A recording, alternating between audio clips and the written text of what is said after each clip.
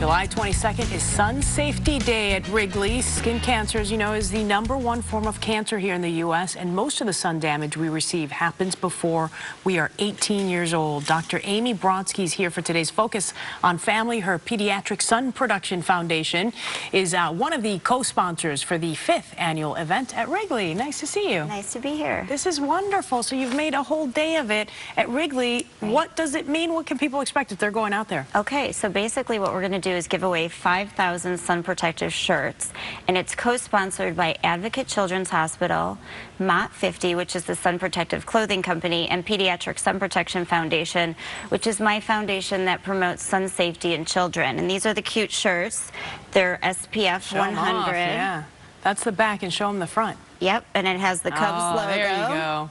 So we'll be giving 5,000 of these to the first 5,000 children, 13 years or younger. And then we're also going to have 40,000 samples of sunscreen that we'll have at the activation tent, which will be in the plaza. And we'll also be there early with R5, which is a popular pop band that's going to be throwing out the first pitch. Rydell Lynch of R5 has signed on to be our sun hero. So she's encouraging children to wear sun protective clothing and sunscreen.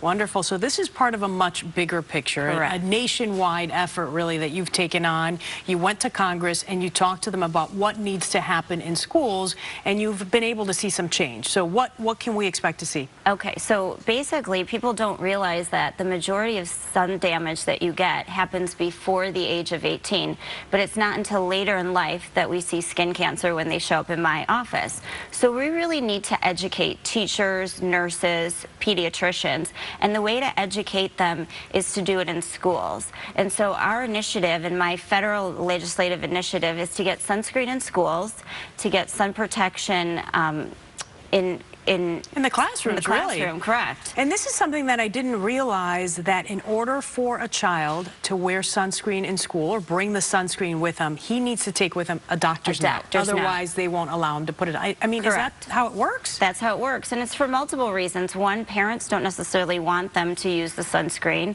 Two, they don't necessarily want them to touch their children. But we really need to have sunscreen on the playgrounds. We need to have children knowing to put it on and adopting the use of it. Yeah, seems like a no-brainer, really. Absolutely. But it's strange that it wouldn't be allowed at this point. Right. Okay, sounds good. So again, July 22nd is a big day at Wrigley Field. You can talk to people about all of these things. Sun safety, very important. It's the 5th annual Sun Safety Day at Wrigley. There's the info on your screen. Cubs game at 3:05. You can go to sunhero.org, thederm.org, or mott50.com. Thank you so much for coming in, Dr. Brodsky. Thank you. All right, we'll be right back.